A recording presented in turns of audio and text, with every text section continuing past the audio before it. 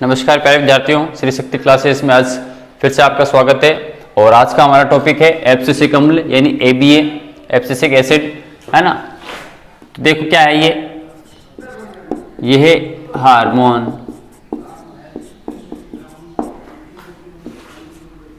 एक वृद्धि अवरोधक हार्मोन है। ये क्या है? एक वृद्धि अवरोधक हार्मोन है। सबसे बड़ी चीज, ये एक वृद्धि को रोकने वाला, वृद्धि करने वाला नहीं है बल्कि वृद्धि को रोकने वाला है। तो यह एक वृद्धि अवरोधक हार्मोन है। ठीक, यह हार्मोन पादप को प्रतिकूल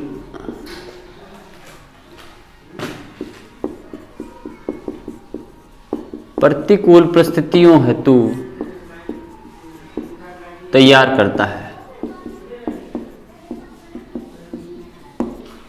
अतः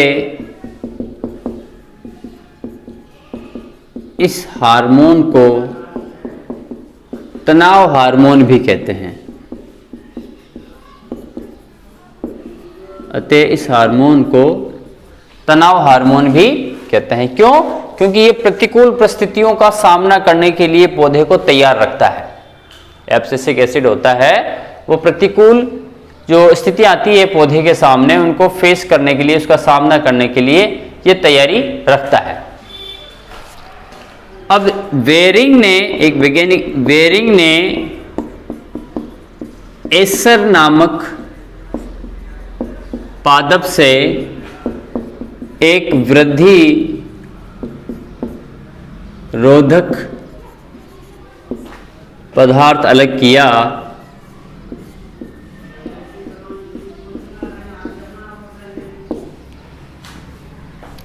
वृद्धि रोधक पदार्थ अलग किया और उसका नाम डार्मिन रखा।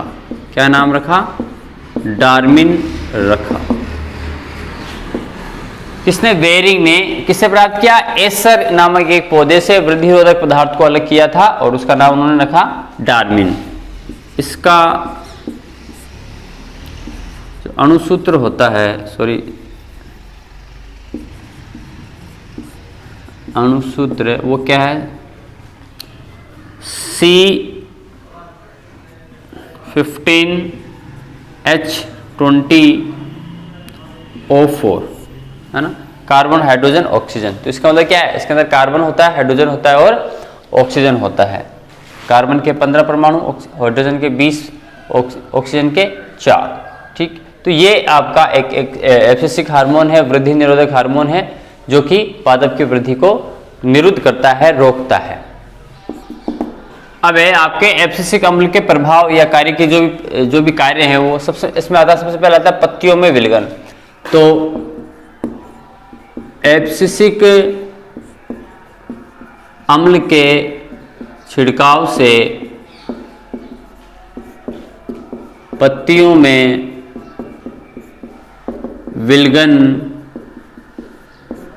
क्या होता है? जल्दी हो जाता है। एब्सिसिक अम्ल के प्रभाव से पत्तियों में विलगन है वो जल्दी हो जाता है। दूसरा है प्रसुप्तता को भंग करना। प्रसुप्तता को भंग करना।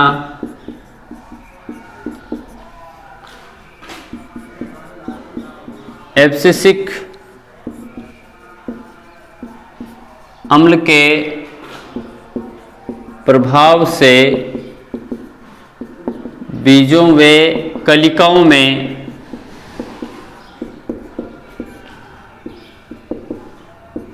प्रसुप्त अवस्था क्या हो जाती है? भंग हो जाती है। वह उनमें अंकुरण होने लगता है। वह उनमें अंकुरण होने लगता है। तो ये अगर आप पत्तियों में विलगन को प्रेरित कर रही है और प्रसुप्तता को भंग कर रही है एब्सिसिक एसिड। एक और है वाष्पोत्सर्जन रोधी। वाष्पोत्सर्जन रोधी। तो ethylene hormone abscisic hormone ABA यानी एब्सिसिक एसिड एब्सिसिक अम्ल पत्तियों के रंध्रों को बंद कर देता है। अब हम जानते हैं कि वाष्पोत्सर्जन की क्रिया कहां से होती है? पत्तियों के द्वारा होती है। पत्तियों के अंदर जो स्टोमेटा पाए जाते हैं, रंध्र पाए जाते हैं, उन रंध्रों के द्वारा होती है। अब रंध्रों को तो ये कौन एब्सिसिक अम्ल क्या कर रहा है? बंद कर रहा है। इसका मतलब क्या हुआ? वाष्पोत्सर्जन की क्रिया भी कम हो जाएगी या रुक जाएगी, इसीलिए इसको वाष्पोत्सर्जन रोधी हार्मोन कहते हैं। तो एबीए पत्तियों के रंध्रों को बंद कर देता है, जिससे वाष्पोत्सर्जन की क्रिया नहीं होती। वाष्पोत्सर्जन की क्रिया नहीं होती। तो इस प्रकार ये पत्तियों में विलगन, इसके प्रभाव से पत्तियों में जल्दी से विलगन आ जाता है। पत्तियां नीचे मात्र पौधे से अलग हो जाती हैं। उसके बाद में प्रसुप्ता को भंग करना कि इस हार्मोन के छिड़काव से पुष्प कलिकाओं के अंदर और बीजों के अंदर, ठीक है, प्रसुप्ता भंग हो जाती है और उनमें अंकुरण होने लग जाता है। इसी प्रकार वाष्पोत्सर्जन रोधी एबी क्या कर पत्तियों के रंध्रों को बंद करेगा, जिसके कारण वाष्पोत्सर्जन की क्रिया बंद हो जाती है। एक और इसमें रह गया आपके जीर्णता कि एब्सिसिक एसिड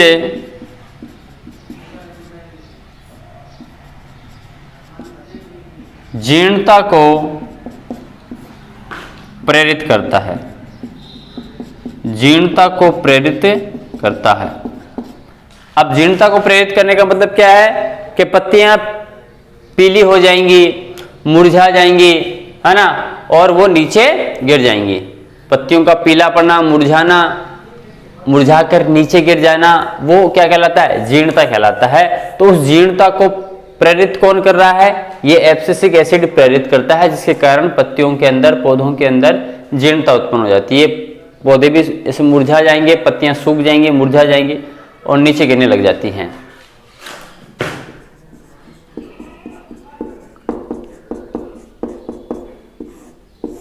अगला टॉपिक है आपके दीप्तिकालिता। देखो, दीप्ति का मतलब क्या होता है? प्रकाश। कालिता का मतलब अंधेरा। तो दोनों एक साथ आ रहे हैं।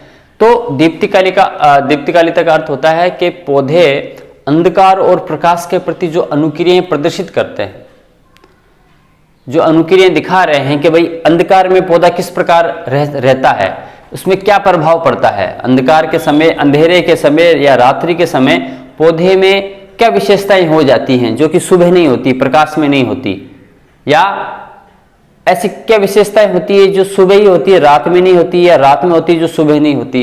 तो दिन के उजाले में और रात के अंधेरे में पौधों पर जो प्रभाव पड़ता है, जो अनुक्रियाएं होती हैं, उन अनुक्रियाओं को हम क्या कहते हैं? दीप्ति कालिता। इसलिए इसका नाम भी क्या है? दीप्ति यानी प्रकाश, कालिता यानी अंधेरा।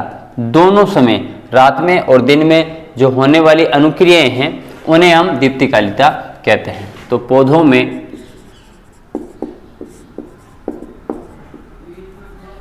प्रकाश व अंधेरे में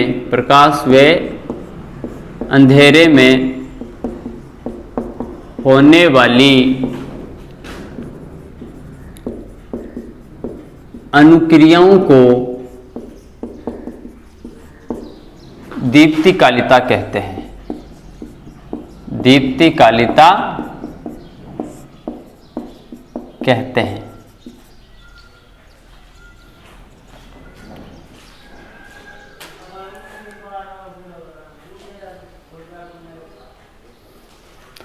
जो पुष्पन की क्रिया होती है, पुष्पन पर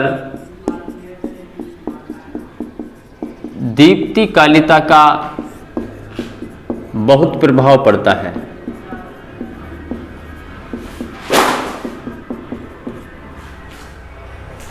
ना, पुष्पन पर दीप्ति कालिता का बहुत प्रभाव पड़ता है।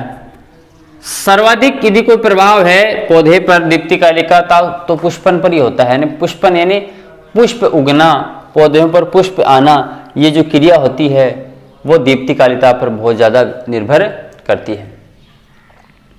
अच्छा, इसका किसका दीप्तिकालिका, इसका अध्ययन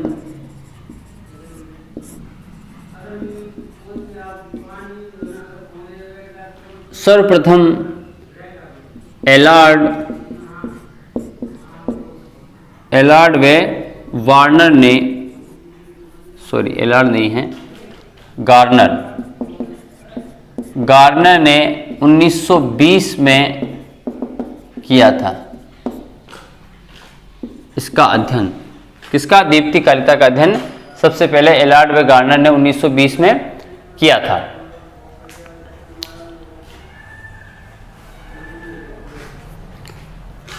उन्होंने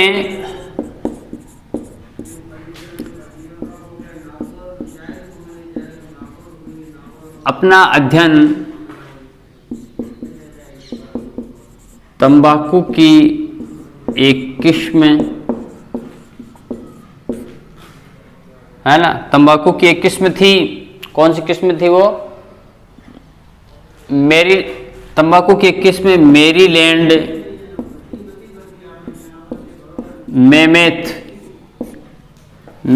मेमेथ में किया था।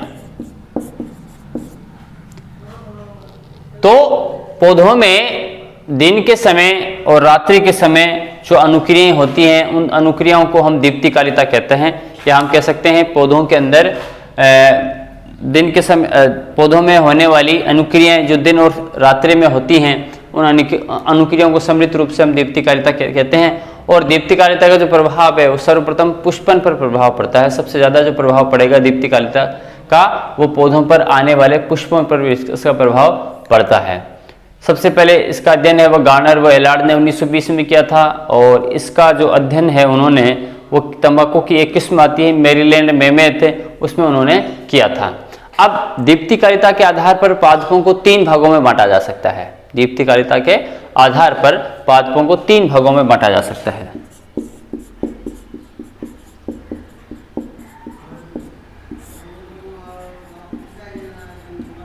दीप्तिकालिका के आधार पर पादपों को 3 भागों में बांटा जा सकता है। ये दीप्तिकालिका के आधार पर पादपों को 3 भागों में हम बांट सकते हैं। कौन कौन से 3 भाग हैं अभी हम देखते हैं। अब पहला है अल्प दीप्तिकाली पादप या लघु दिवस पादप, है ना। तो ऐसे पादप जो निश्चित दीप्ति काल से कम समय का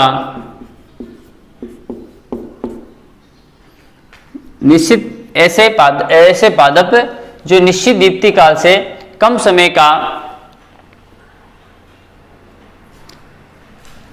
का प्रकाश उपलब्ध होने पर पुष्पन करें। एक निश्चित दीप्ति काल से कम समय का प्रकाश उपलब्ध होने पर क्या करें, पुष्पन करें। तो उन्हें अल्प दीप्ति काली पादप या लघु दिवस पादप कहते हैं। इस प्रकार के पौधों को कम समय तक प्रकाश, लगभग 12 घंटे 12 और वे अधिक समय तक अंधकार, लगभग 14 से 16 आवर, प्राप्त होने चाहिए।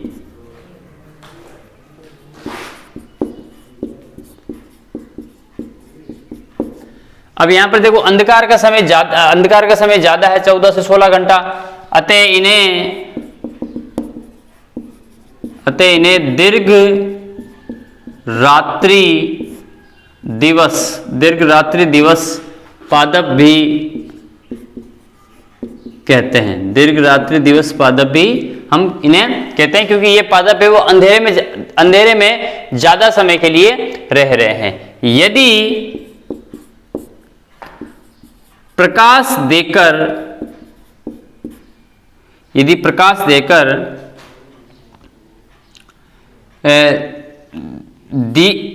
दीप्तिकालिता को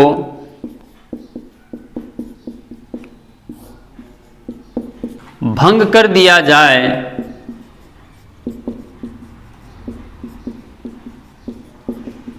तो इन पादपों में पुष्पन की क्रिया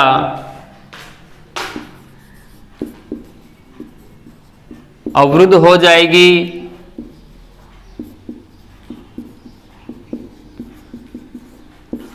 या बंद हो जाएगी। उदाहरण इसके हैं आपके गन्ना,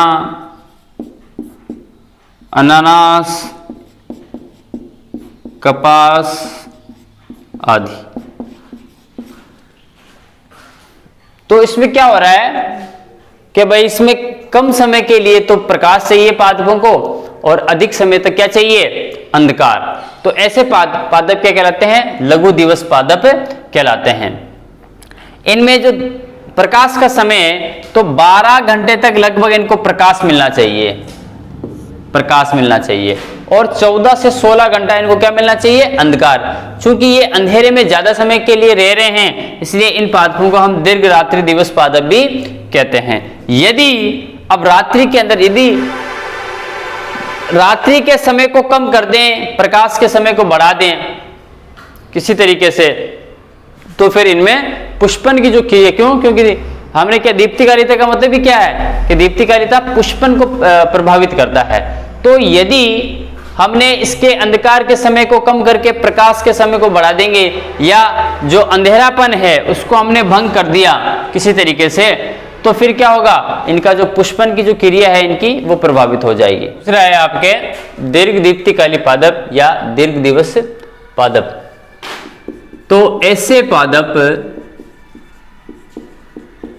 जो क्या हो रहा है कि यहां पर दीर्घ दीप्तिकाली है, पिछले वाले में हमने देखा था उसमें प्रकाश का जो समय था वो क्या था, कम था और अंधकार का समय ज्यादा था। यहां पर दीर्घ दीप्तिकाली पादप है। ऐसे पादप जो एक निश्चित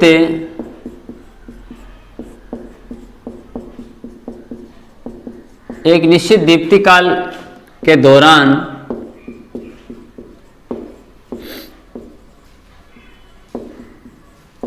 अधिक समय तक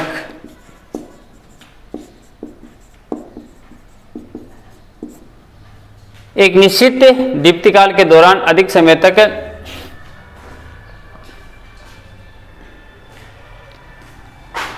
प्रकाश उपलब्ध होने पर पुष्पन की क्रिया प्रेरित करते हैं।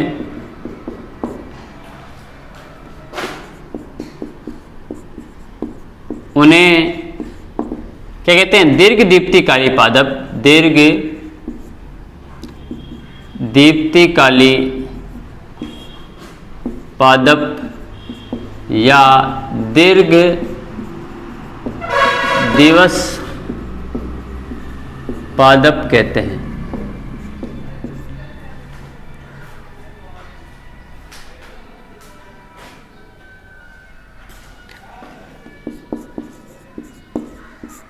ऐसे पादपों को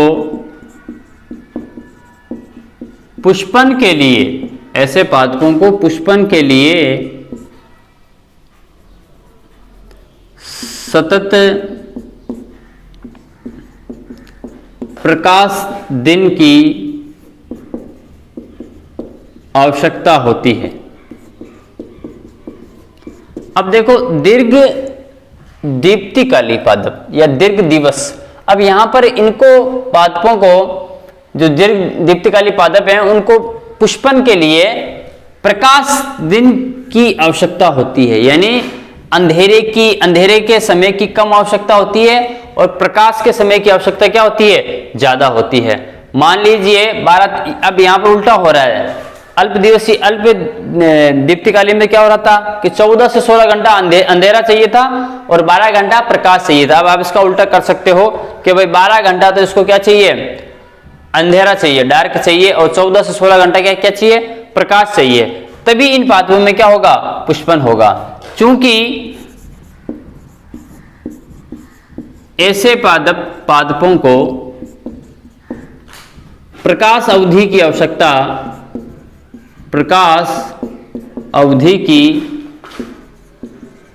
आवश्यकता अधिक समय तक वे अंधकार अवधि की आवश्यकता कम समय तक होती है,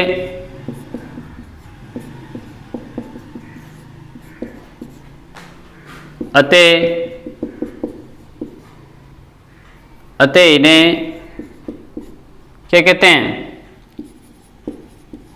अल्प रात्रि दिवस पादप भी कहते हैं। उदाहरण इसका आ जाएगा आपके गाजर, आलू, मूली, पालक आदि। यानी इनके अंदर अंधेरे की आवश्यकता अधिक समय तक और प्रकाश की तो अधिक समय तक और अंधकार की कम समय तक इसमें आवश्यकता रहती है। तीसरे प्रकार के पादप होते हैं दिवस उदासीन पादप। हमने देखो अल्प दीप्तिकाल में देखा कम प्रकाश में, अल्प दीप्तिकाल जिसको कम प्रकाश की आवश्यकता होती है, अंधकार की अधिक होती है। दीर्घ दीप्तिकाल में हमने देखा कम अंधकार की आवश्यकता होती है, अधिक समय तक प्रकाश की आवश्यकता होती है। तो हमने देखा कि कुछ पौधे तो ऐसे हैं जिन्हें अंधेरे का चाव है, जो अंधेरे में रहना चाहते हैं। पुष्पन कब होंगे, जब उन्हें अधिक समय तक अंधेरा मिलेगा। और कुछ पौधे हमने ऐसे देखे हैं जो पुष्पन की क्रिया उस समय होगी जब उन्हें प्रकाश अधिक समय तक मिलेगा। कुछ पौधों में तो अंधेरा अधिक समय तक मिलेगा तब वो पुष्पन की क्रिया करेंगे। कुछ पौधे हमने देखे हैं कि जो अधिक समय तक जब उन्हें प्रकाश की प्राप्ति होगी तो उन्हें पुष्पन की क्रिया होगी। लेकिन यहाँ पर जो तीसरे प्रकार के कुछ पौधे ऐसे भी हैं जिन्हें ना तो अंधेरे से कोई मतलब है ना कोई प्रकाश से मतलब है, दोनों चाहिए, उन्हें कितने ही मिले, कोई पुष्पन की क्रिया पर कोई प्रभाव नहीं पड़ता। तो ऐसे पादप हम दिवस उदासीन पादपों के अंतर्गत उनको हम जानते हैं या पढ़ते हैं। तो कुछ पादप ऐसे पादप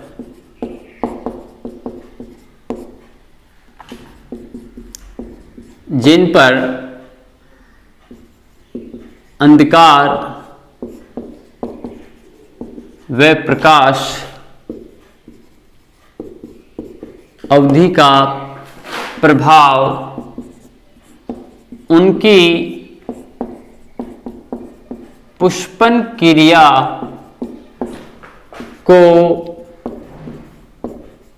किसी भी प्रकार से प्रभावित नहीं करती, तो उन्हें क्या कहते हैं, दिवस उदासीन पादप कहते हैं। दिवस उदासीन पादप कहते हैं। यानी अंधेरे और प्रकाश का इनके पुष्पन पर कोई प्रभाव नहीं पड़ता। चाहे कितने समय तक अंधेरा मिले, चाहे कितने समय तक प्रकाश मिले, इनके पुष्पन पर इन चीजों का कोई प्रभाव नहीं पड़ता। तो ऐसे पादपों को हम दिवस उदासीन पादप कहते हैं। अर्थात प्रकाश अवधि व रात्रि अवधि का ऐसे पादपों की पुष्पन क्रिया पर कोई भी प्रभाव नहीं होता। यदि हम उदाहरण की बात करें तो उदाहरण में हो जाएगा आपके गाजर, टमाटर, मिर्च, कपास आदि। तो दीप्तिकालिता के आधार पर हमने देखे हैं कि पादप 3 प्रकार के होते हैं, अल्प दीप्तिकाली पादप, लघु दीर्घ दीप्तिकाली पादप और एक होते हैं दिवस उदासीन पादप, जिनके पुष्पन की क्रिया पर कोई प्रभाव नहीं पड़ता। तो प्रकाश और अंधकार में पादपों पर होने वाली अनुक्रियाओं को हम दीप्तिकालिता कहते हैं, जिसके आधार पर पुष्पन की क्रिया आती है। पौधों में पुष्प लगते हैं, जितने समय तक उसको कितने समय तक प्रकाश मिल रहा है या कितने समय तक उसको अंधकार मिल रहा है, उसके आधार पर पौधों में पुष्पन की क्रिया होती है। तो आज के लिए इतना ही। कल फिर हम एक किसी नए टॉपिक के साथ मिलेंगे। तब तक के लिए धन्यवाद।